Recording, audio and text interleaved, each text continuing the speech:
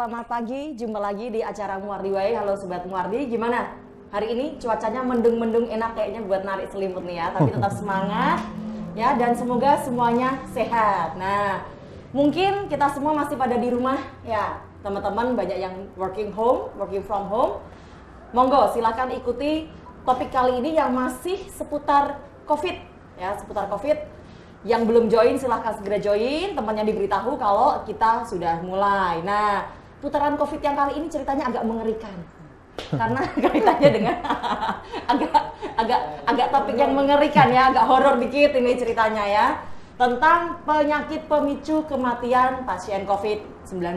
Nah, kali ini makanya kami menghadirkan narasumber yang memang ahlinya ya. Jangan sampai ketemu beliau, bahaya loh.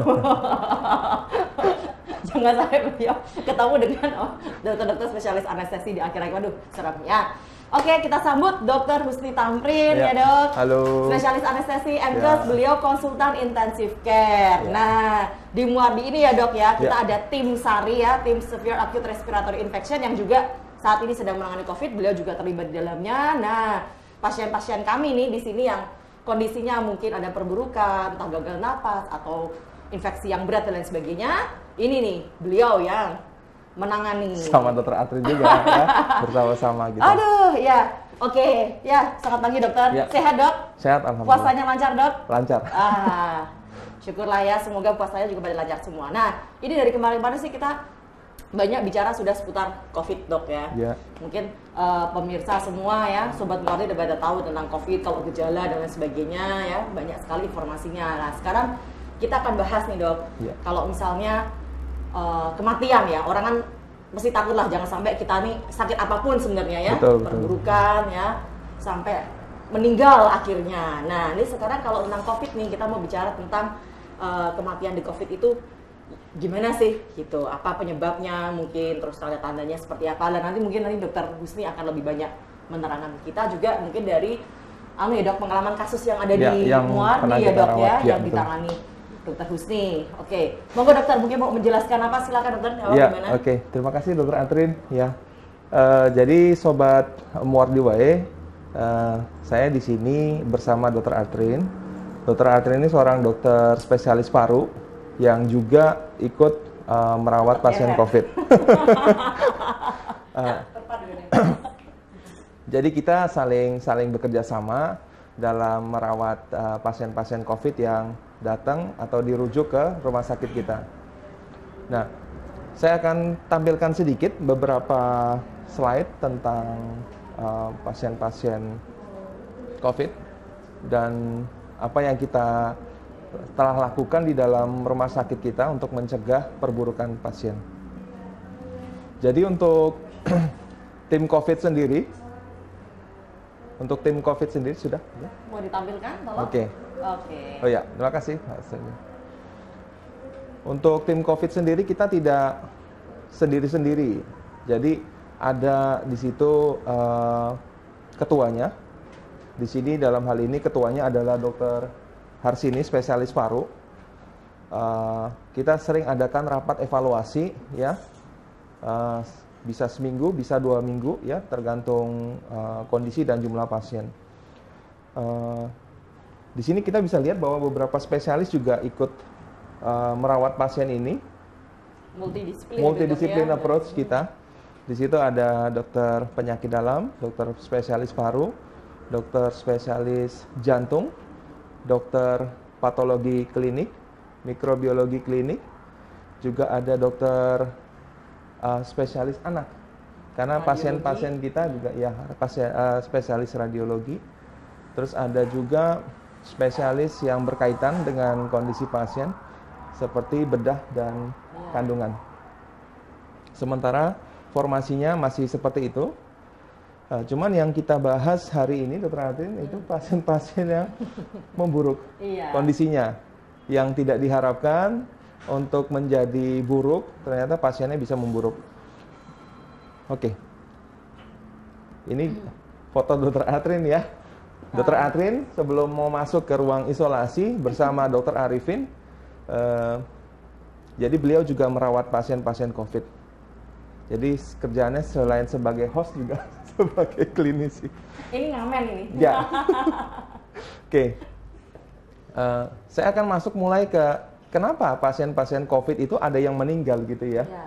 Itu kan pertanyaan yang banyak ditanyakan atau mungkin ada dalam benak para sobat Muardi. Jadi pelajaran yang paling bijaksana adalah kita belajar dari pengalaman orang lain. Sebelum Indonesia terkena itu, yang sudah terkena COVID adalah negeri Republik China, ya. Terus ada gelombang berikutnya di sekitaran China ke Eropa, terus mulai ke Indonesia. Jadi ada beberapa negara yang bisa kita ambil contoh bagaimana karakteristik pasien-pasien yang mengalami perburukan. Dan nanti kita akan bandingkan dengan pengalaman di kita. Apakah sama karakteristiknya?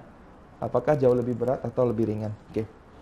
Saya mulai dari jurnal ini tentang prediktor kematian pada pasien-pasien di COVID yang dirawat di rumah sakit.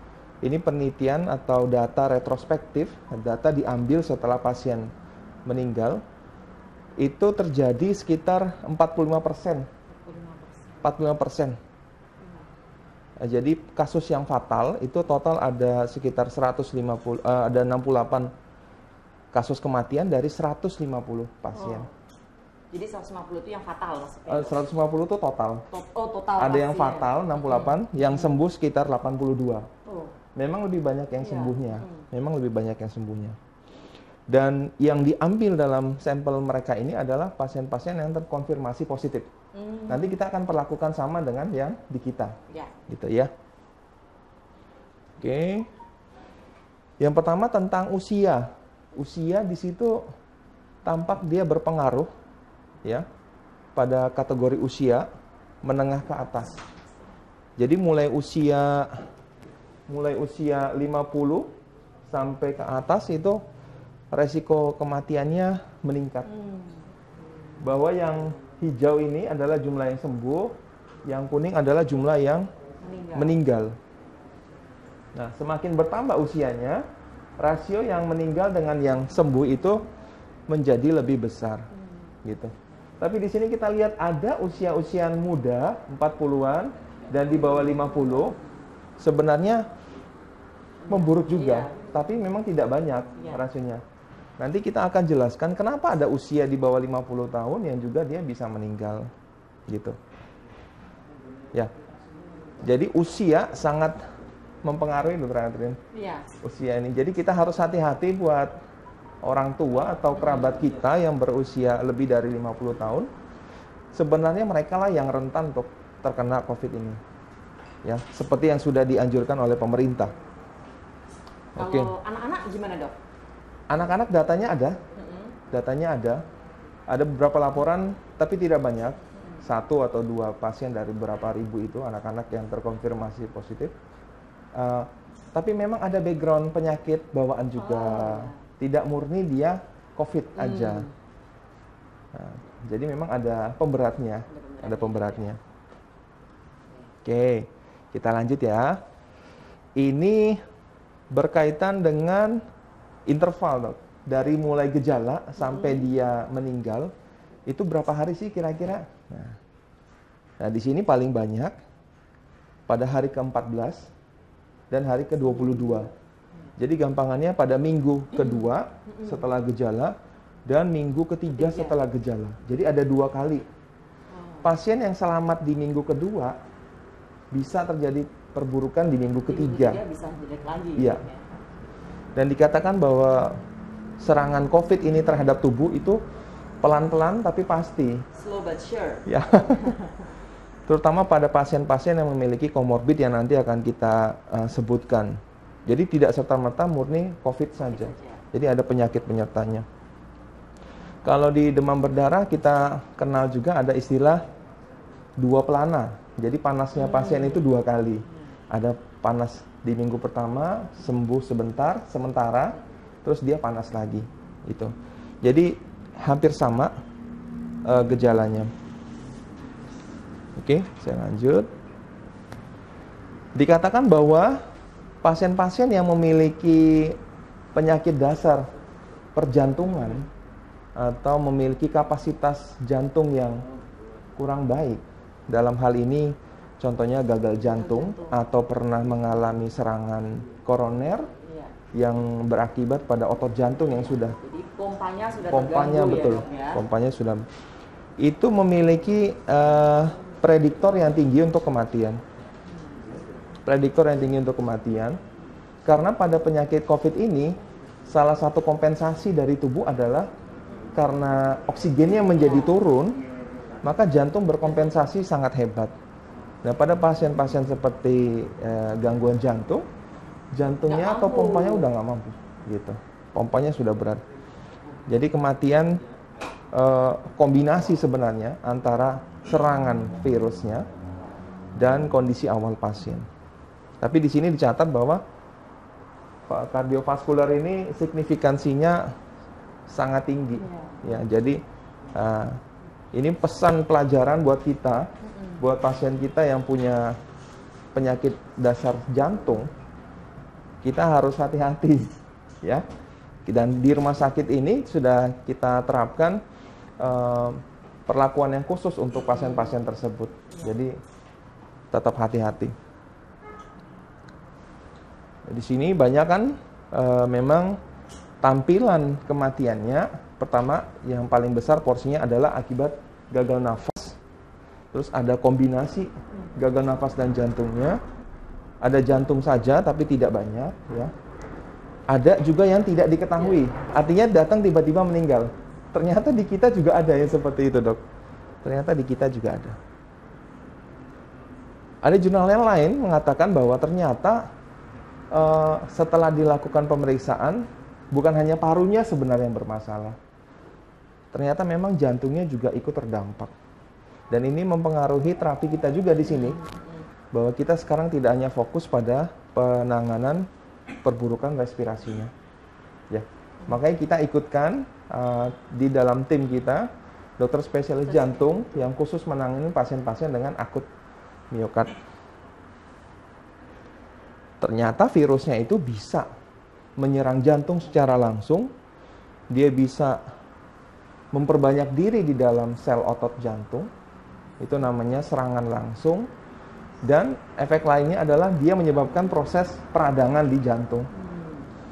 Karena jantung ini menyaring atau memompa seluruh darah. Dan di mana virus itu ada di dalamnya, gitu.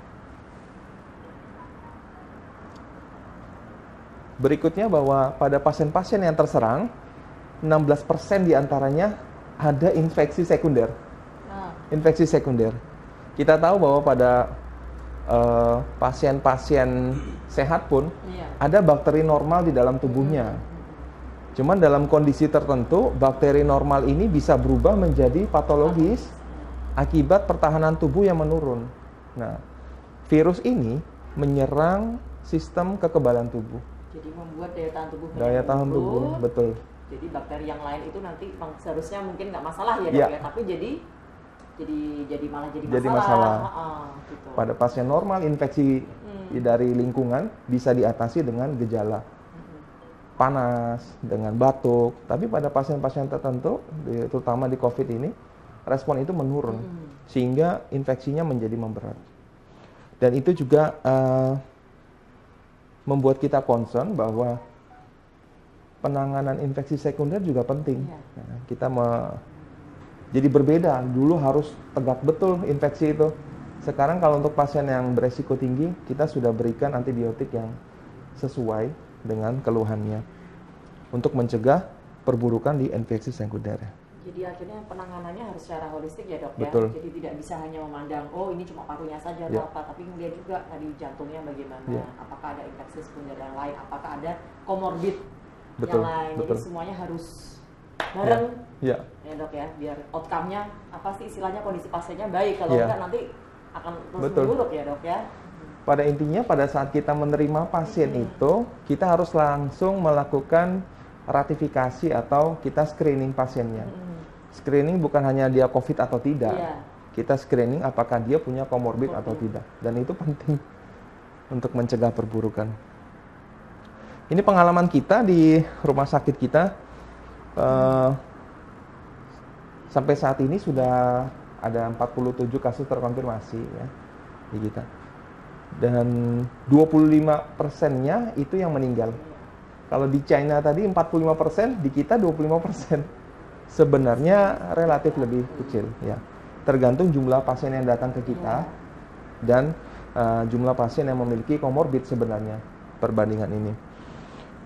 Di situ kita lihat bahwa pada pasien kita yang kita rawat, baik di Bangsal Anggrek maupun di Bangsal Melati ya. Karena Melati kan baru-baru saja. Banyakan dulu kita rawat di Anggrek ya, Dok ya. Itu ada penyakit penyerta yang membuat pasien menjadi sulit untuk respon terhadap terapi kita. Yang pertama, tekanan darah tinggi ya, hipertensi. Itu ada satu pasien yang murni hanya hipertensi saja. Terus ada diabetes mellitus, itu ada kencing manis ya. Ada 2 pasien. Terus ada penyakit PPOK ya, ahlinya dokter Artrin ini. Itu pasien dengan PPOK ada 1.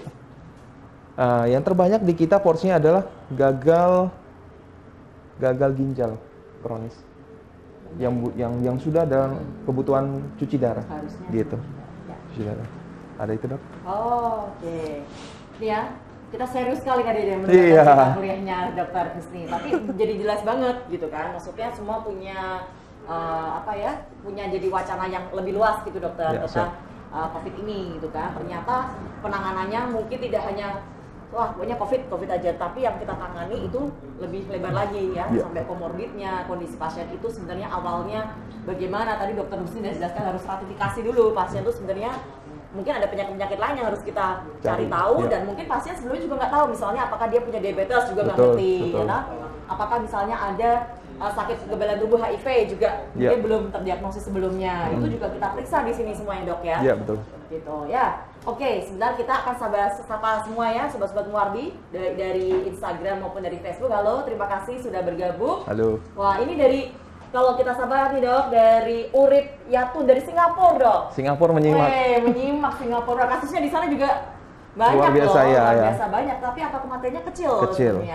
Oke, sehat-sehat ya Mbak ya di sana. Oh dari Jogja Mbak Irmawati Wibowo. Dari Grobogan Mas Agus. Kemudian ini dari Mamas Aida. Semoga tim medis Indonesia selalu dilindungi Allah SWT. Amin. Terima kasih. Ada lagi dari mana? Sukoharjo. Muter Sukoharjo hadir, Pak Warsidi. Wah. Dari mana lagi? Praci Mantoro, Pak Sunardi. Babel Bangka Belitung ya. Bangka Belitung ya, jauh Mbak ya. Maya. Dari Nagasaki wujud. Apa ini Nagasaki? Maksudnya dari Jepang, Nah, terus Tarakan Kalimantan ya, Kalimantan Timur. Utara sekarang ya? Utara, Oh, iya, udah mekar ya. Wah banyak dari Tegal, dari Krapia Semarang, dari NTT juga. Wah, makasih semua yang sudah ini hadir. Jakarta hadir, sehat selalu Pak Ganjar Pranowo, tetap semangat. Pak Ganjar nonton nggak? Sekian Pak Ganjar. Oh ya, gitu. Oke. Ya, sehat-sehat selalu. Malaysia hadir. Sip. Terima kasih juga dari teman-teman dari sobat-sobat dari Instagram. Ya, terima kasih sudah bergabung. Ada pertanyaan tadi nggak salah. Di mana nih? Karena komentarnya banyak, pertanyaan sampai hilang-hilang. Tenggelam. Perokok gimana? Pak, perokok di Facebook tadi. Tadi Facebook. Jadi maksudnya pada perokok. Udah hilang. Gimana untuk para perokok tadi? Gimana untuk pada data untuk perokok? Data untuk para perokok COVID. Ya. Nah, ada nggak dokter data untuk para perokok COVID dok? Ya, untuk data perokok ini kalau langsung, efek langsungnya mungkin kita belum ada ya dok ya. Yang murni hanya perokok saja terus memburuk. Di situ ada data bahwa pasien dengan PPOK dok. Iya. PPOK ini dokter Atrin sebenarnya. Jadi kalau aslinya. misalnya yang kayak itu Gusti benar bilang, maksudnya yang perokok tok itu enggak, tapi maksudnya perokoknya itu karena dia sudah perokok berat, akhirnya imbasnya menjadi PPOK. Betul. Nah ini PPOK ini yang juga menjadi penyakit komorbid yang memperberat juga pada saat seseorang itu terinfeksi COVID. COVID betul. Gitu. Ya mungkin dalam artian kita nggak bisa bilang langsung bahwa merokok nggak ada efek atau enggak sih. Cuma memang bagaimanapun kalau merokok, apalagi perokok berat, tentunya ada perubahan dari apa ya istilahnya ya, perubahan dari Silia apa? ya di istilahnya dalam mukosa saluran nafas. paru ya, saluran napas, silianya itu maksudnya bulu-bulu halus yang Betul. istilahnya menjaga supaya kalau ada kuman, ada benda asing itu dikeluarkan dengan baik gitu kan. Itu kan pertahanan tubuh sebenarnya ya, tapi bisa rusak karena asap-asap rokok, Betul. kandungan-kandungan yang berbahaya di dalamnya. Nggak cuma di saluran napas, pembuluh darah pun juga. Rokok efeknya juga ke pembuluh darah. Mana-mana, pembuluh darah, jantung Iya, ya. iya. Jadi bagaimanapun itu memberikan efek yang tidak baik ya. Dan akhirnya memang pada saat seseorang terinfeksi akut, salah satunya mungkin saat ini COVID. Tapi maksudnya apapun sebenarnya penyakitnya Betul. itu juga bisa akan efeknya memperburuk Iya. gitu ya. Jadi bagaimanapun itu juga tidak baik. Gitu. Untuk dirinya yang pada Iya. saat dia merokok mungkin pada saat itu tidak langsung tampak gejala. Mm-mm. Cuman gejala COVID ini long term, jadi bisa antara 2 minggu inkubasi sampai ke 3 minggu. Cuman yang bahayanya adalah untuk orang-orang muda yang dengan merokok, karena mekanisme yang dijelaskan Dr. Atrin tadi terganggu, dia jadi bisa membawa virusnya ke dalam tubuhnya. Iya. Jadi sebagai karier, dan ini berpotensi menularkan ke yang lain itu Ya. mungkin efeknya. Walau mungkin dia tidak terlalu bergejala bagaimana gitu ya, Ya, tapi betul. dia tetap membawa virusnya itu menularkan yang lain, misalnya ya jangan sampai ke orang tua kita. Iya betul, orang tua, kakek, Ya, nenek, aduh, ya. tetangga. Oke, ada lagi pertanyaan mungkin dari ini yang dari Instagram ini. Kelihatan nggak, Dok? Bagaimana sebentar. bisa pasien Bagaimana yang sudah bisa- dinyatakan sembuh dari COVID bisa sembuh lagi? Oh, bisa kambuh lagi. Oh, kambuh lagi. Apa yang menyebabkan bisa seperti ini? Oke. Ini pertanyaan yang sering ditanyakan Iya, sebenarnya ya. Dari Mbak Lili Farida. Oke. Kita coba jelaskan ya bahwa pasien-pasien yang terinfeksi virus pada umumnya dia memiliki mekanisme kekebalan alami. Cuman kenapa dikatakan bahwa pada infeksi COVID ini dia bisa menjadi positif lagi? Ada teori yang mengatakan tentang reaktivasi. Jadi virusnya sempat tertekan atau sempat kalah dengan imunitasnya. Cuman kita tahu bahwa daya tahan tubuh itu memiliki kapasitas juga, Dok. Seperti paru dan jantung, sistem imun atau sistem daya tahan juga memiliki kapasitas. Jika dia sudah ikut berperang dalam waktu yang cukup lama, karena COVID ini lama peperangannya di dalam tubuh, itu bisa kelelahan juga sistem imun. Akhirnya pada saat sudah di titik lelah, Titik lelahnya, virusnya masih ada, dia bisa muncul lagi. Jadi tetap pesannya adalah mengenai teori ini, kita harus selalu menjaga imunitas, daya tahan tubuh. Karena kalau sudah terinfeksi, cukup lama di dalam tubuh. Memang masih banyak teori-teori yang mengatakannya, entah itu reinfeksi atau itu reaktivasi. Iya. Nah, seperti itu. Ada reinfeksi dan reaktivasi ya. Ya. Infeksi atau reaktivasi. Karena kalau misalnya memang dari berita-berita di mungkin Cina ya, yang sudah ada gelombang kedua. Ya, second wave. Ya, second wave ya, gelombang kedua, orang-orang pada terinfeksi lagi. Lah itu entah maksudnya memang reinfeksi atau reaktivasi. Ya, masih dalam penelitian. Tapi intinya adalah benar seperti katakan Dr. Husni. Jadi daya tahan akhirnya main di sini. Ya, Daya tahan ya. harus dijaga untuk tetap baik. Karena mungkin maksudnya kalau reinfeksi, karena ini kan sebenarnya kayak virus-virus kayak influenza sekedar itu ya. Kadang-kadang kalau kita kayak flu aja ketularan gampang, maksudnya habis ini kita flu kita sembuh, besoknya flu muncul lagi. Seperti itu mungkin ya. Kan? Ada teman yang flu, kita juga pas daya tahan tidak bagus, Flu lagi. kita flu lagi. Ya mungkin bisa saja seperti itu, cuma mungkin karena sebelumnya juga sudah punya kekebalan itu, jadi mungkin bisa istilahnya tubuh itu melawannya juga lebih bagus, tidak lebih baik. seperti yang di awal. Gejala menjadi turun, Iya, panas seperti turun, respirasi membaik. Memang intinya adalah kita harus menjaga daya tahan tubuh kita setiap saat. Ya, Itu betul, sih, betul. apapun Dalam itu. masa seperti ini, kita jangan kasih toleransi untuk Iya. kegiatan-kegiatan yang merusak daya tahan tubuh. Iya. Seperti contohnya tadi merokok tadi. Itu kan sayang Ya, banget kan ya. ya, aduh. Sayang banget. Oke. Oke, kita lanjut lagi, Dok, ya. Lanjut lagi ya, kita silakan, Dok. berbagi data tentang yang kita rawat bersama Dr. Atrin ya. Bisa ditampilkan ya Mas, sip.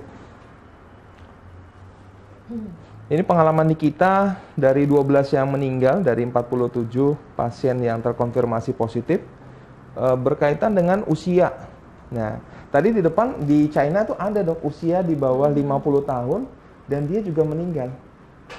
Kenapa? Nah, ternyata kalau kita berkaca pada kasus kita, di situ ada usia muda yang berwarna merah ini, 44 tahun, 45 tahun, 31, 30 tahun. Kenapa kok bisa meninggal?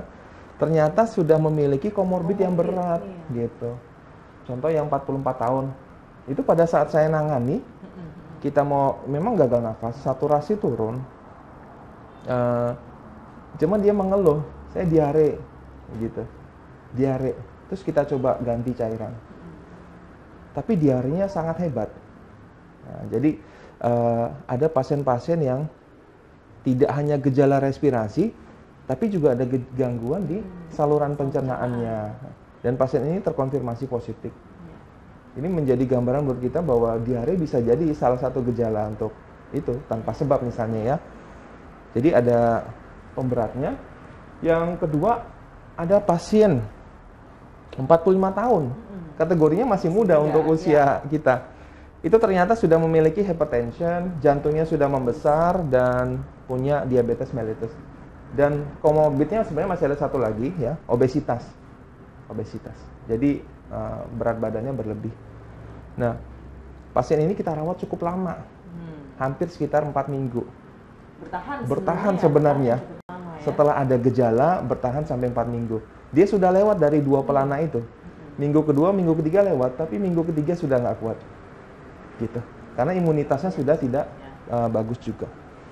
Berikutnya ada yang usia 31 tahun, masih muda, di bawah kita, di kelas kita. Ternyata sudah mengalami gagal ginjal kronis. Terus ada lagi yang dengan gagal ginjal juga. Jadi di kita banyak rujukan dengan pasien gagal ginjal dan terkonfirmasi positif dok. Itu dok penjelasannya kenapa usia muda kok ada juga. Iya, ternyata sudah ada penyakit penyertanya dulu ya dok ya. Betul. Tapi belum tentu, artinya gini, jangan mengira bahwa usia muda ini aman selalu. Bahwa pada saat dia terkena bisa jadi terjadi sesuatu. Misalnya terjadi positif baik OTG, tapi aman-aman saja menurut dia. Bisa jadi terjadi serangan jantung atau serangan, misalnya terjadi kecelakaan yang tidak diharapkan. Itu juga akan menurunkan daya tahan tubuh. Ya. Jadi mohon kita jangan berasumsi dari data ini bahwa usia muda juga aman. Sebaiknya semua menganggap bahwa virus ini dia seperti pembunuh yang siap menunggu waktunya. Dia bersarang di dalam tubuh dan siap membuat kita menjadi lebih buruk kondisinya. Jadi hati-hati dok. Tetap jadi bisa menyerang siapapun ya. Dalam kondisi apapun, maksudnya dalam artian tidak yang hanya ternyata tidak hanya yang dengan komorbid ya. Sebenarnya yang kesannya sehat-sehat apapun juga bisa terinfeksi, juga bisa, walaupun mungkin gejalanya tidak sampai memburuk. Tetapi itu seperti yang Dr. Husni bilang, dia menunggu daya tahan tubuh kita turun. Begitu turun, langsung keluar itu. Keluar semua gejala-gejala dan sebagainya, perburukannya ya dok ya. Betul. Gitu. Oke, saya lanjut lagi ya. Dok. Oh, ada pertanyaan dulu ya, pertanyaan. Baik, di Instagram dari Chris Mamba. Kapan pasien harus dicek ronsen dan darah rutin pada screening, mengingat sekarang Solo Raya sudah dinyatakan sebagai daerah transmisi lokal. Oke, kalau masalah cek ronsen dan darah ya, kalau sebenarnya sih dok ya, yang ini saya ngomong sedikit ya. Iya, silakan dok. Nah, kita punya poli screening ya, ada poli penapisan ya dokter Husni ya, itu juga mengurusi itu. Nah, kalaupun siapa saja yang memang misalnya pengen screening ya, walaupun kondisinya sehat. Ya, silakan sih. Bisa ya, mau ronsen, mau cek darah. Apalagi yang misalnya ada keluhan, ya, yang sehat saja silakan. Apalagi yang ada keluhan, boleh misalnya kok saya ada batu-batu nggak enak, kok saya ada demam, apalagi ya demam, nyari tenggorok atau apa ya. Yang ini memang arahnya lebih ke arah respiratorik ya sekarang ini ya. Walaupun tadi Dokter Husni memang bilang ada yang keluhan tidak khas, misalnya diare pun juga bisa. Intinya apapun yang memang dikeluhkan ya, Sobat Muardi merasa kok ada keluhan yang tidak daripada biasanya nih, ya, yang nggak jelas penyebabnya apa, silahkan periksakan gitu. Ya, pasti kita akan lihat dulu arahnya kemana. Ya, mau demam ya, apakah sekarang juga musimnya demam berdarah nih dok? Betul, berbarengan. Iya, berbarengan ya. nilai labnya juga, lab darahnya juga amburadul istilahnya ya. Iya. Mirip-mirip ya, karena sama-sama infeksi juga Menyerang. viral dan sebagainya ya. Terus kemudian ronsen juga kita lihat. Jadi silakan kalau masalah kapan saat yang tepat ya, itu kalau ada gejala atau apa silakan itu harus ya. Tapi kalaupun misalnya Anda juga merasa sehat, walaupun Anda merasa sehat, Anda mau cek, silakan tidak ada salahnya gitu. Ada linknya itu ya. Oh ya, corona.rsmuardi.com. Ya. Di sana bisa ada linknya, Anda tinggal masukkan data Anda, terus ada pertanyaan-pertanyaan ya, gratis. Nah nanti akan ada keluar kayak apa ya, asesmennya bahwa oh Anda misalnya sehat, oh Anda harus ke rumah sakit Cekuwardi, silakan untuk apa namanya, untuk memeriksakan diri. Nah itu bisa. Kita tetap ada screening, ada ya dok ya, screening untuk itu masih ada kan yang di sebelah timur? Masih ada di sebelah timur rumah sakit. Kita postkan di situ. Nah bisa ada. Oke, ada pertanyaan selanjutnya di Facebook dari Mas Denny Cahyono. Tapi dalam penelitian ilmiah hanya 2% yang terpapar COVID-19 dan bagi non-perokok lebih mudah terjangkit daripada perokok. Bagaimana menyikapi laporan dari berbagai survei dunia ini, dokter? Oh, jadi dia membaca. Ada jurnalnya ini. Ya. Ada jurnalnya, malah yang non-perokok lebih mudah terjangkit daripada perokok. Ya. Sempat kita berasumsi, oh bagaimana kalau kita merokok saja? Ya. Tapi itu dari segi ilmu fisiologi yang kita pelajari bahwa memang tadi Dr. Astrid menjelaskan merokok itu menyebabkan gangguan pada mekanisme rambut-rambut halus di dalam, jadi ada rambut halus di dalam mukosa saluran nafas ini, mengumpulkan dahak untuk bisa dibatukkan.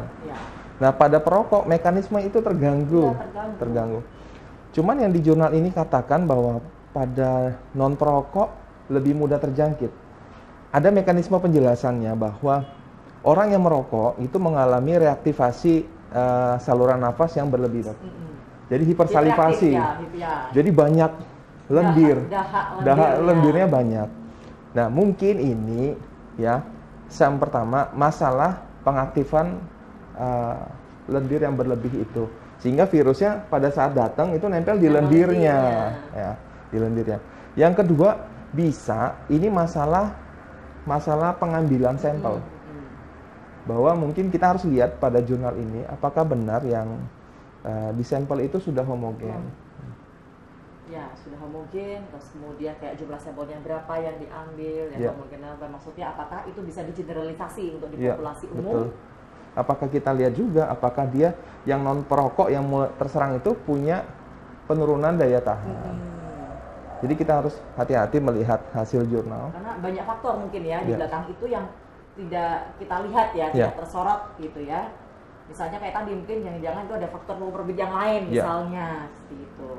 Nah, tapi pada dasarnya tetap bagaimanapun merokok itu ya itu tadi Dr. Muslim bilang secara fisiologis itu mengganggu bersihan saluran napas karena rambut-rambut halus yang ada di saluran napas itu kan itu mekanisme pertahanan awal. Intinya apapun yang masuk dianggap benda asing ya ke dalam saluran napas kita, entah itu kuman atau itu alergen ya yang bikin iritasi atau itu makanan. Nah, ada mekanisme supaya benda-benda asing itu dikeluarkan dari saluran napas. Nah, kalau itu terganggu ya akhirnya daya tahannya jadi lebih lemah. Begitu, dalam kaidah ilmiah sesuatu yang sudah pasti, yang pasti di sini adalah merokok merusak mekanisme itu. Berbanding dengan hal yang kontroversial, maka kita lebih memegang sampai saat ini sesuatu yang pasti dulu. Itu bisa dibuktikan dengan penelitian. Tapi pada masa ini tidak etis meneliti pasien disuruh merokok dan kena COVID. Jadi itu hasil yang kontroversial dan kami tetap berpegangan pada prinsip bahwa merokok mengganggu mekanisme pertahanan alami gitu. Oke. Terima kasih, ada pertanyaan lagi nih. Dari ada pendeta Yohanes Sunario. Terima kasih Pak Ganjar sudah bekerja keras untuk menangani COVID di terima kasih Pak Ganjar supportnya. Terus kemudian ini Mbak Afifatul Mukaroh. Mungkin nggak sih anak muda yang sangat sehat terkena COVID yang tidak dirawat RS tapi bisa sembuh dengan sendirinya? Bisa. Mungkin sekali. Banget. Mungkin banget ya. Jadi ini tadi sudah kita bilang juga bahwa ini bisa menyerang siapapun. Ya, mau yang muda, tua, Anak-anak juga ada. Anak-anak ada yang terkonfirmasi Iya, positif. ada juga ya, pasien kita juga ada yang anak-anak juga Ya. terkonfirmasi ya. Cuma itu sekali lagi tergantung dari daya tahan. Kalau Ya. misalnya anak muda ya daya tahannya bagus, kebetulan tidak ada komorbid apapun, dia tetap bisa Sehat, sehat ya. Jadi tanpa gejala juga bisa gitu. Itulah pentingnya screening penapisan itu. Iya. Jadi memang bukan hanya yang sehat saja, karena orang merasa sehat itu mungkin belum tahu bahwa di tubuhnya ada gangguan yang menjadi pemberat. Jadi di poli penapisan selain diperiksa untuk arah gejala ke COVID, akan juga dilakukan edukasi oleh tim medis dan para medis kita yang di screening. Ya, jadi bisa sekali ya. Mau mungkin nggak harus mau ke rumah sakit ya, terkonfirmasi COVID di rumah bisa juga gitu. Sembuh sendiri bisa. Ya, asal daya tahan tubuh Daya kita tahan tubuh dan bagus ya. selama fase perlawanan dengan virus tadi masih kuat, masih cukup kapasitasnya. Oke, ada lagi kah pertanyaan dari Instagram ya, Mbak Instagram. Iput? Dok, bagaimana solusinya agar pasien dengan riwayat ASD, PH, Pulmonary hypertension dah, oh itu kali ya, di tengah kondisi wabah COVID. di tengah wabah COVID, bagaimana cara Ya. menjaga diri? Nih. Oke. ASD tadi ASD. yang kita punya Atrial data. septal defect maksudnya Iya, nih? atrial Oke. septal defect. Dia ini berarti kan punya komorbid jantung bawaan. Jantung bawaan itu aktivitas memang terbatas ya, Dok ya. Aktivitasnya terbatas. Bagaimana cara pencegahannya? Intinya kan itu.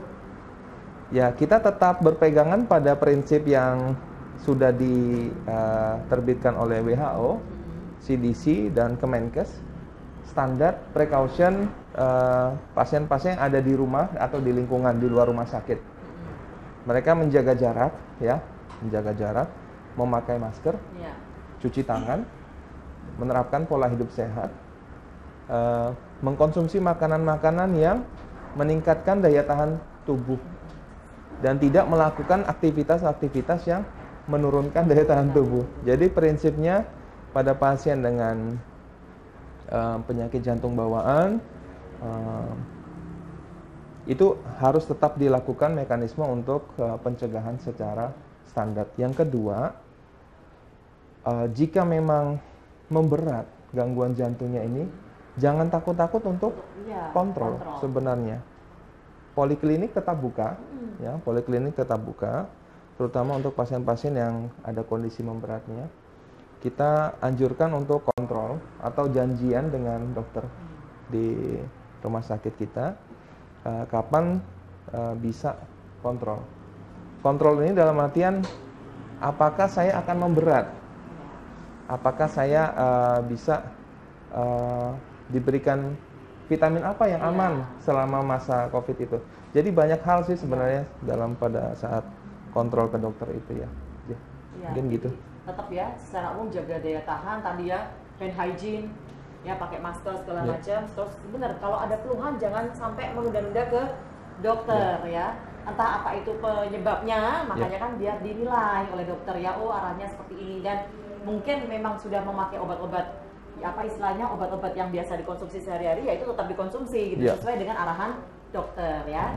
Oke, ada pertanyaan lagi dari Facebook, Mbak Vera Ayuna. Dok, mau tanya, kalau tes rapid reaktif, apa kalau swab sudah pasti positif, sedangkan tidak sakit, tidak ada gejala COVID-19 ini? Tolong jawab, Dok. Jadi kalau tes rapid reaktif, apa kalau swab sudah? Belum tentu. Jadi Belum kalau tentu, rapid ya. tesnya positif, belum tentu di swab positif ya, Dok ya. ya. Tapi kalau misalnya kita cek rapid dengan hasil positif, ya, langkah selanjutnya memang adalah swab ya, untuk memastikan lagi PCR positif atau negatif ya. Tapi memang ada ini, Dok, kondisi-kondisi tertentu ya, mungkin rapid negatif tapi kita swab mungkin karena ini ada kontak erat dengan pasien keluarganya misalnya ya. Kita perlakukan. Memang ada yang terkonfirmasi COVID dan sebagainya, maka di sekitarnya ya akan juga dicatat, istilahnya di tracking gitu ya, untuk dicek swabnya. Tapi apabila Anda mungkin tidak ada gejala, kemudian Anda cek rapid positif ya, tetap harus dilakukan swab lagi untuk memastikan. Iya, begitu. Oke, ada lagi pertanyaan di Instagram dari Mbak siapa itu, dia kah tulisannya dia? Dok, kalau punya penyakit GERD. Oh, GERD. Apa juga termasuk komorbid? Oh, comorbid. Oke. Monggo dok. Kalau di data kita untuk pasien dengan GERD itu tidak termasuk dalam perburukan. Cuman GERD ini yang berpotensi mengganggu adalah intake makanannya jadi turun.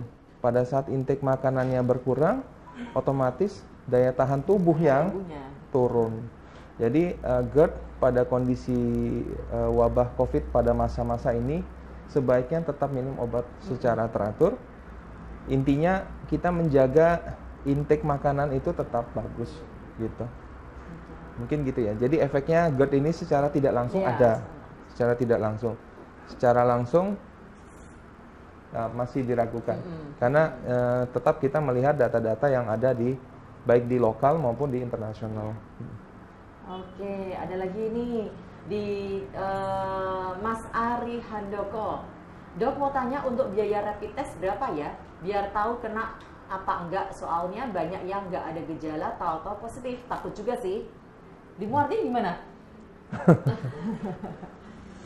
Tapi Enggak. screening dulu. Oh, kalau kami intinya screening ya, memang bukan Kita langsung lewat rapid test screening ya. dulu. Ya.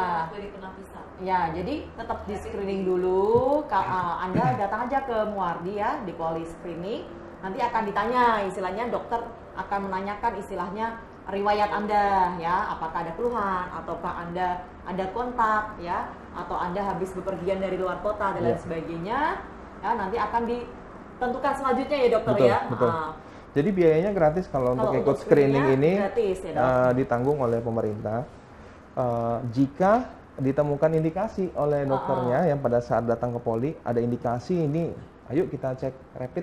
Nah itu free, gratis. Jadi tanpa biaya. Dan pemeriksaan lainnya seperti ronsen dan lab itu ditanggung oleh pemerintah. Cuman kalau sudah screening, tidak ada indikasi ke arah sana, terus pulang, tapi masih ingin cek sendiri, itu ada beberapa pemeriksaan di kita yang kalau memang tidak ada indikasi dia mau tetap periksa itu tetap biaya sendiri gitu. Dan ini memang banyak rapid test ini dijual bebas di pasaran. Ya, biasanya dikoordinir oleh tenaga-tenaga kesehatan yang mereka mengumpulkan atau mau screening karyawannya. Banyak informasinya tentang rapid ini. Cuman bahayanya rapid test ini ada yang sensitivitas atau ketepatan hasilnya itu tidak masuk dalam rekomendasi WHO. Jadi kalau menggunakan rapid test yang seperti itu hasilnya bisa bias, gitu. Jadi kami sarankan datang ke poli screening. Datang ke poli screening Muardi aja ya, biar nggak bingung. Ya. Oke, ada pertanyaan lagi dari Instagram Mbak FKSDR. Dok, perlu tidak dok pemeriksaan swab ketika kita kontak dengan beberapa pasien terkonfirmasi COVID? Ya. Oke. Jadi kita juga kerja di rumah sakit. Kita juga tiap hari kontak dengan para pasien COVID. Prinsipnya kalau kita melakukan perlindungan yang tepat pada saat kontak, kita bisa menilai sebenarnya apakah kita berpotensi terkontaminasi atau tertulari. Jadi ada beberapa tindakan, kalau untuk tenaga kesehatan harus tahu tindakan-tindakan yang beresiko. Seperti contohnya tindakan memasang saluran nafas, ya intubasi, dokter atrin resiko, ya aerosol, menciptakan aerosol. Dokter atrin beresiko pada tindakan bronkoskopi. Nah, itu pada tindakan-tindakan seperti itu tenaga kesehatan harus membentengi dirinya dengan APD yang sesuai. Istilahnya level 3. Kalau yang kontak biasa mengganti infus, memeriksa stetoskop, kita biasanya level 2 kalau di IGD. Nah, yang penting juga pada masa ini semua pasien dianjurkan memakai masker. Jadi sebenarnya kan penularannya melalui droplet dan kontak. Jadi untuk dropletnya kita memakai APD, pasiennya juga memakai APD, standarnya masker, dan kita memakai handscoon jika untuk melakukan kontak ya dok. Nah, untuk pemeriksaan swab, lagi-lagi tadi sudah dikatakan Dr. Atrin, kalau di screening itu kita ada indikasi apakah rapid test, apa lab saja, ataukah harus sampai ke swab gitu. Ya. Gitu. Jadi intinya kalau APD-nya tepat ya dok ya, syukur nggak masalah ya. Gitu. Karena yang kita jangan sampai salah persepsi ya, pemahaman kontak erat. Nah, kalau kontak erat definisi itu kontak erat tapi tanpa APD gitu. Misalnya keluarga pasien, misalnya keluarga kita ada yang sakit ya, entah bapak kita, ibu kita, dan kita merawat yang di rumah yang tanpa APD apapun, atau mungkin kalau sepasang suami istri, suaminya sakit ya, istrinya merawat. Nah, itulah yang akhirnya di-track untuk misalnya dilakukan swab. Nah, tapi kalau kita petugas kesehatan, kita sudah menggunakan APD yang standar, yang memang sesuai dengan level-levelnya tadi ya, tergantung tindakan kita tadi terus disampaikan, itu tidak masalah, tidak apa ya. Oke, pertanyaan lagi di Facebook dari Mbak Umi ini ya, Umi Sahada. Dokter mau tanya, di desa kami Lampung Timur, dia sudah sembuh dari COVID-19. Kok ini sekarang dia sakit lagi? Apa mungkin begitu dokter? Terima kasih. Sakitnya sakit apa ini? Mungkin maksudnya sakit COVID ya? Nah, makanya sakitnya sakit apa dulu ya? Sakit COVID lagi. Ya, mungkin yang tadi teori yang kita katakan ada reinfeksi ulangan dari tempat yang lain atau reaktivasi virusnya. Karena kalau misalnya sudah dinyatakan sembuh, maksudnya dia sudah swab 2 kali berturut-turut dengan hasil negatif. Itu memang sudah kita kategorikan sebagai sembuh gitu. Kalaupun tadi ini disebut katanya kok sakit lagi, nah ini sakitnya sakit apa ya? Semoga bukan COVID lagi, tapi maksudnya kalau memang iya arahnya ada sakit apa ya berarti memang harus menghubungi lagi petugas kesehatan. Betul. Ya, untuk dicek lagi gitu loh. Kejadian beberapa di kita bahwa pasien yang sudah dinyatakan sembuh, artinya bebas demam 3 hari, gejala respirasi hilang, hasil swab 2 kali berturut-turut negatif, kita nyatakan sembuh dan pulang. Cuman di tempat rumahnya ada masyarakat, nah ini stigma masyarakat pada pasien yang terkena COVID itu berat sekali, dan efeknya pasien yang sudah dinyatakan sembuh, kasusnya di tes rapid gitu. Padahal tes rapid itu sensitivitas dan spesifisitasnya di bawah hasil pemeriksaan swab PCR. Jadi pasien ini sudah dinyatakan dengan pemeriksaan yang tinggi, sensitivitasnya dan spesifisitasnya. Terus pada saat sembuh diperiksa dengan pemeriksaan yang lebih rendah kualitasnya. Nah, pemeriksaan rapid itu pada fase recovery itu dia mendeteksi adanya imunoglobulin G. Nah, IgG ini kan lama memang bertahan di dalam tubuh karena dia antibodi. Dan itu hasilnya positif. Dan itu artinya sebenarnya orang itu sudah ada kekebalan terhadap virus itu gitu ya, antibodi yang terdeteksi soalnya antibodinya. Betul. Cuman masyarakat menganggap ini belum aman gitu. Jadi untuk menghapus stigma masyarakat ini mungkin kita perlu bab khusus ya dok ya. Kita undang ahlinya dok, karena berat juga ini stigma masyarakat. Stigma ya. Oke. Ada pertanyaan lagi nih, dok, kalau dari Mbak Justina, dok kalau punya sinusitis apakah termasuk pemberat? Ya, sinusitis. Untuk datanya di kita sinusitis ini tidak. Cuman pasien-pasien sinusitis ini pada saat pemeriksaan di poliklinik THT, dia menjadi resiko untuk tenaga kesehatan yang memeriksanya. Pengalaman di kita, kalau kita tidak bekali petugas di poliklinik THT dengan baik, bisa terkena. APD-nya APD-nya terutama. Karena pasien-pasien sinusitis biasanya masih muda. Masih muda, memang ada kelainan defek misalnya. Atau contohnya tadi perokok kronis, masih muda, dia biasanya kena sinusitis. Nah itu dia mungkin ada virusnya, tidak bergejala, cuman pada saat diperiksakan, yang meriksakan dokternya sudah sepuh, mungkin bisa kena. Menularkan gitu. Yang lain ya. Bisa. Jadi sinusitis ini untuk pemberat secara langsung tidak. Oke, lanjut dari Mbak Ami Hudi, dok kalau OTG itu diketahui dari rapid test kah? Kalau jadi OTG, apa selamanya jadi OTG? Ya. Jadi kalau pemahaman OTG itu memang orang tanpa gejala ya. Nah, tapi yang sudah terkonfirmasi swab-nya terkonfirmasi positif. Jadi kalau rapidnya positif belum ya. Belum kita jadi hati-hati ya, definisi ini memang suka jadi ini dok, apa ya? Miskonsepsi. Jadi jadi istilahnya tukar-tukaran jadinya. Gitu ya. Jadi kita katakan OTG itu bahwa misalnya pada pasien yang memang dia terkonfirmasi positif dengan hasil swab, tapi dia tanpa gejala ya. Ya. Tapi tetap maksudnya dia adalah memang pasien dengan positif terkonfirmasi corona Positif COVID, sih. Cuma kebetulan tidak tanpa ada gejala. seperti Ya. itu ya. Oke, kalau selamanya jadi OTG ya nggak selamanya ya, maksudnya kalau sudah sembuh ya sembuh gitu loh. Nggak Setelah gelap terbitlah terang, ya. nggak selamanya. Hati-hati jangan sampai jadi stigma gitu Ya, loh. Maksudnya betul. kalau udah sembuh ya udah gitu ya. Oke. Yang itu Instagram Instagram dari Mbak Iput. Iput ya. Dok, suami saya mau ke Jakarta. Yang saya tanyakan apakah saat suami saya pulang nanti wajib cek lab setelah dikarantina? Meskipun suami tidak ada keluhan karena saya ada riwayat ASD-PH tadi yang itu ya. Oke. Takutnya berpengaruh ke saya. Oke. Ya.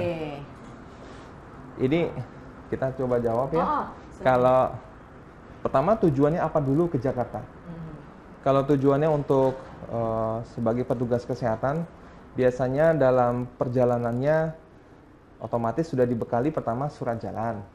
Yang kedua sudah dibekali dengan pengetahuan memproteksi diri. Sudah dibekali dengan pengetahuan bagaimana caranya mencegah penularan ke orang lain juga. Jadi pentingnya bagi yang terpaksa harus melakukan perjalanan, dia harus melakukan tindakan-tindakan yang mencegah dirinya tertular dan menularkan ke orang lain. Karena kan tidak semua yang berpergian itu dilarang ya oleh pemerintah. Seperti petugas logistik, sopir ambulans. Asal tujuannya jelas dan Tujuannya ada surat jelas. tugasnya, Iya. Dok, ya. Iya. Beberapa tenaga farmasi yang mengkoordinir obat-obatan di antar wilayah juga bisa melakukan perjalanan. Apakah ini berpotensi? Nah, saya akan jawab sama seperti petugas kesehatan tadi. Selama dia menerapkan prinsip-prinsip yang baik tentang APD, itu saya rasa aman. Dan untuk Mbak Iput yang memiliki riwayat ASD dengan PH juga amannya memakai masker juga pada saat suami pulang. Ya. Jika meragukan bisa datang ke poliscreening untuk suaminya, itu bisa mendapatkan pemeriksaan yang holistik dari tim COVID gitu ya. Mungkin begitu, Dr. Ratih, ada tambahan? Ya, setuju dokter. Gitu. Oke, gitu ya Mbak Iput ya. Oke, selanjutnya dari Daniel Herlambang. Kalau misal kita panas, terus panasnya misal mengarah ke COVID, tetapi kita minum pamol, apakah itu ampuh untuk gejala COVID, Dok? Terima kasih. Oh, nyambung. Apakah paracetamol yang dikonsumsi mandiri bisa menanggulangi panas yang menuju ke gejala COVID? Oke. Kalau selama ini ya panas mungkin bisa menurunkan, tetapi tidak pernah akan benar-benar turun. Ya, tidak akan pernah. Kalau memang COVID benar. Ke apa ya? Ke baseline yang benar-benar ya 37,5 ke bawah itu tidak. Tetap akan subfebris paling tidak. Dan nanti akan naik lagi. Jadi tidak bisa sih menyembunyikan, maksudnya dalam artian minum itu nanti dia tidak, itu betul. tidak ya, nanti pasti akan naik lagi seperti itu. Gitu ya. Mungkin langkahnya gimana kalau dia ada panas? Nah, kalau dia ada panas tetap boleh, misalnya itu mengganggu, tetaplah ya paracetamol silahkan ya. Paracetamol untuk meredakan gejala, tapi harus ada keinginan untuk memeriksakan diri tetap gitu ya, memeriksakan diri. Nanti tadi datang ke dokter ya. Itu misalnya Anda di daerah Soloraya silahkan datang ke Dokter Muardi ya. Nanti dokter kami akan memeriksa arahnya Anda kemana, karena demam memang bisa macam-macam ya, tidak hanya ke COVID ya, apapun bisa demam, infeksi apapun bisa. Intinya kan tandanya demam itu kan salah satu tanda bahwa ada apa istilahnya ya, Anda terinfeksi sesuatu lah, virus atau bakteri atau apapun ya, dan tubuh meresponnya karena Anda punya pertahanan tubuh terhadap itu. Oke. Nah, nanti pemeriksaan lanjutannya apa nanti ikut dokternya, Dok ya. Pemeriksaan darah kah atau mungkin pemeriksaan paru, ronsen dan lain sebagainya gitu ya. Oke, apalagi Facebook dari Anita Gunawan, apa kalau cek sendiri bisa pakai BPJS, Dok, untuk mengetahui COVID-19? Ini maksudnya mungkin cek Penapisan ya. Kalau polipenapisan, kalau misalnya lewat tadi yang ini ya, apa linknya itu loh, nggak yang link-link tadi itu kan ya, itu kan gratis buat semua Gratis, sebenarnya ya. ya, gratis buat semua. Ada indikasi. Ada. Nanti kalau misalnya ada arahan, silahkan datang ke polipenapisan screening Ya, itu. betul. Nah, nanti dokter akan mengarahkan, tadi dokter Gusti sudah ceritakan kalau misalnya memang arahnya memang perlu pemeriksaan ini itu gratis ya dokter Gratis, ya. gratis. Tetapi misal kalau memang tidak ada indikasi ke sana dan Anda misalnya saya pengen cek nih gitu, itu biaya mandiri, tidak tercover oleh BPJS. Begitu ya? Benar Mbak Mary ya? Oke. Gitu ya, semoga bisa menjelaskan. Kemudian dari Mbak Yohana Patni, Merauke Papua hadir. Bila sudah sembuh, kenapa bisa sakit lagi? Terima kasih lah. Ini tadi yang sudah dijelaskan. Tadi oleh- sudah kita jelaskan di awal, dokter ada Hussein ya. kemungkinan penurunan daya tahan tubuh. Ya. Pada saat daya tahan tubuh itu turun, virusnya masih ada. Karena virus ini kan masuk ke dalam sel, Iya. dan tidak semua sel bisa dicapai oleh imun. Jadi memang pada saat imunitas turun, virusnya bisa memperbanyak diri. Nah, di situ kita katakan bisa gejalanya bisa positif lagi. Ya. Ya. Dan itu kalau ingin memastikan, mestinya standarnya dengan pemeriksaan yang di rumah sakit, gitu. Jadi harus diperiksakan. Jadi intinya emang tadi kembali daya tahan ya dok ya. Daya tahan tubuh, Daya iya. tahan tubuh senantiasa dijaga. Oke, pertanyaan selanjutnya dari Mas Faisal Aifun Najib. Dokter tanya untuk pembiayaan perawat pasien yang sakit COVID, semisal tidak punya asuransi, apakah biaya sendiri?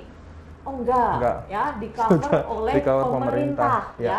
Bukan BPJS juga, pemerintah. Pemerintah. Ini beda jalurnya. Jadi pasien-pasien yang mungkin terduga COVID ya, Ya. walaupun nanti hasilnya negatif ya, dan juga yang terkonfirmasi COVID itu biaya ditanggung oleh pemerintah. Ya. Oke. Muhammad Nur, masker harga, promosi. Oke, oke baik. Ada promosi ya. Oke, John Ayendo, golongan darah apa yang paling rentan tertular COVID? Nah, ini saya pernah baca jurnalnya ini. Saya pun termasuk yang rentan ya. Tapi ternyata setelah diteliti, Itu golongan darah A ya dok ya? Iya, golongan darah A. kan? Saya golongan darah A. Oh, Katanya gitu. jadi katanya ceritanya. gitu. Yang paling kebal katanya O. Aduh. Jadi ini data yang masih kontroversial dan tidak kita jadikan pegangan untuk tata laksana di rumah sakit. Begitu. Oke ya. Terus ada istilah karier. Apakah karier itu pasti positif atau bisa tidak positif? Kalau karier itu mungkin tadi maksudnya kayak orang yang Dugaan. terkonfirmasi. Nah, Atau bisa maksudnya OTG. terkonfirmasi tapi dia OTG tanpa Ya. gejala ya. Ya itu memang bisa, maksudnya Ya. tidak ada gejala dia tapi menularkan virusnya ke orang Orang lain. Bisa Ya. gitu ya memang. Apalagi nih, vitamin apa yang bagus buat nambah imun dari Mbak Erestia? Nah, nambah imun apa dok vitaminnya dok? Vitaminnya biasa yang kita berikan untuk menambah imun yang sudah terbukti ya di penelitian vitamin C. Vitamin C ya dok Vitamin ya. C. Vitamin C, tapi perlu diperhatikan dosisnya. Bahwa kebutuhan tubuh itu maksimal di sekitar 250. Sebenarnya juga nggak tinggi-tinggi banget ya, Jangan nanti juga tinggi-tinggi. akan dikeluarkan lagi. Betul. Gitu. Jadi kalau misalnya suplemen juga ya nggak usah terlalu tinggi, tapi asal kita dapat makan buah dan sayur yang banyak mengandung vitamin C Ya, juga. setuju, betul. Ya. Oke, ada pertanyaan lagi di Instagram. Yang mana nih?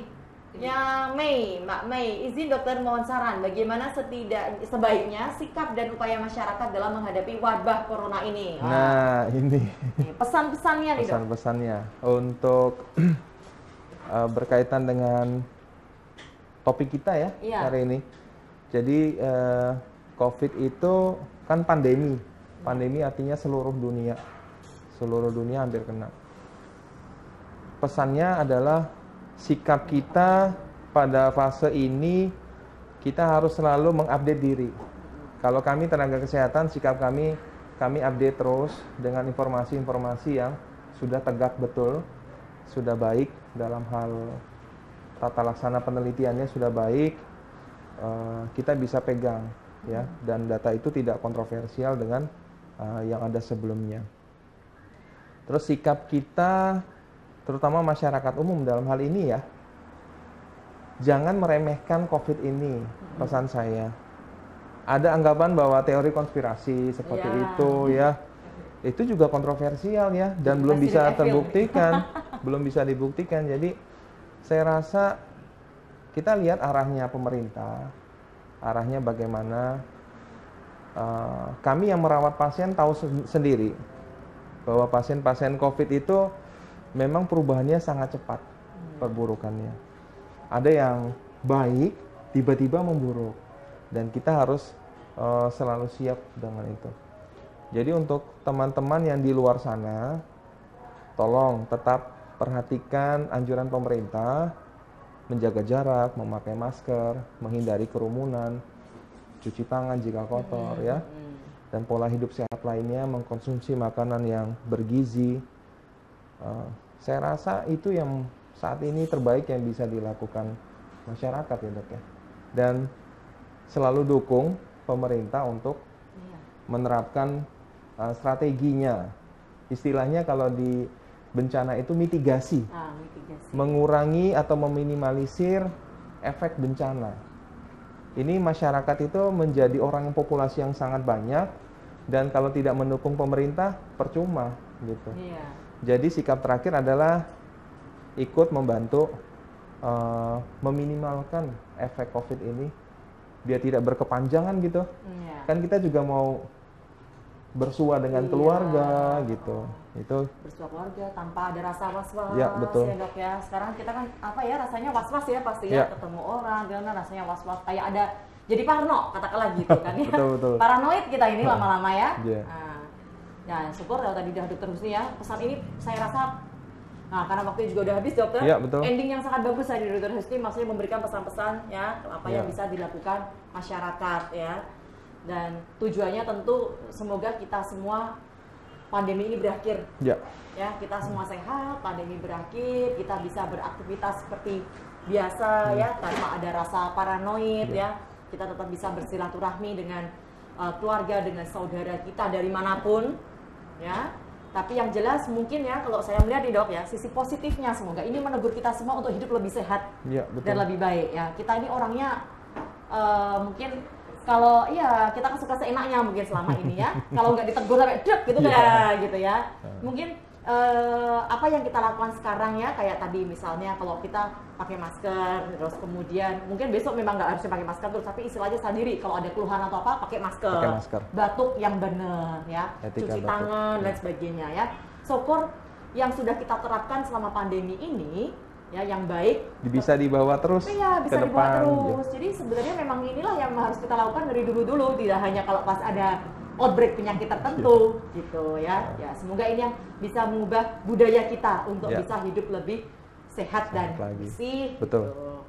Oke, banyak sekali pertanyaan dok sebenarnya dok. Ya, maaf untuk yang belum bisa terjawab. Iya, mohon maaf untuk yang belum bisa terjawab. Terima kasih sekali buat para sobat Muardi ya yang setia mengikuti dari awal sampai akhir, mendengarkan penjelasan dari Dr. Husni, bertanya ya, semoga informasi yang kita sampaikan bermanfaat ya, tolong bisa diinformasikan ke teman-teman dan saudara juga. Jangan percaya berita-berita hoax yang nggak jelas. Betul. Ya, jadi ini adalah salah satu wadah yang teman-teman bisa tahu ya, yang benar seperti apa. Oke, terima kasih semuanya. Mohon maaf pertanyaan ya yang nggak bisa. Nah, teman-teman yang masih ingin melihat atau yang ketinggalan tadi ya, mungkin nggak melihat secara utuh, hasil rekaman live streaming hari ini bisa dilihat kembali di Facebook dan YouTube RSUD Dr. Muardi. Jangan lupa untuk follow, subscribe, share akun media sosial kita RSUD Dr. Muardi ya, yang ada di Facebook, Instagram, dan YouTube. Oke, closing statementnya apa? Ya, itu tadi sudah disampaikan panjang lebar oleh Dr. Husni pesan-pesannya untuk masyarakat. Intinya adalah ya kita pokoknya sekarang mendukung program pemerintah ya dok ya. Sarannya apa? Kita melakukan apa? Mungkin melakukan physical distancing, social distancing, bahkan ada beberapa daerah yang melakukan PSBB. Ya, PSBB. Ya, mungkin itu beda karakteristik daerahnya masing-masingnya. Skala besar ya. Iya, ada yang melakukan PSBB, ada yang tidak. Tapi apapun itu yang ada di daerah kalian masing-masing, coba untuk diikuti gitu ya. Saya yakin, kita juga semua yakin pasti itu yang terbaik untuk kita semua. Oke. Satu lagi boleh dok? Boleh. Ini yang topik kita tentang pemicu kematian. Iya. Ada penyakit hipertensi, gagal jantung, gagal ginjal, ya. Itu jangan dianggap bahwa yang tidak punya itu tidak masalah. Iya. Karena yang tadi kita fokuskan adalah sebenarnya pada daya tahan tubuh. Dan dia virus ini menunggu. Jadi usahakan diri kita untuk tidak tertular. Itu penting sekali. Ya, itu aja dok. Oke, sip ya. Sehat semuanya. Semoga puasa berjalan dengan lancar sampai nanti ya Lebaran. Amin, amin, Oke. amin, amin. Ya. Terima kasih. Selamat siang. Ya.